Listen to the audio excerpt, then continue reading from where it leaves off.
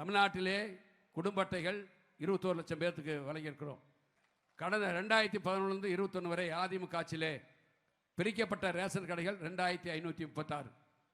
ஆனால் முதலமைச்சர் பொறுப்பேற்று 58 மாதத்திலே இன்று வரை சுமார் 3356 கடைகளை நாம் பிரித்திருக்கோம்.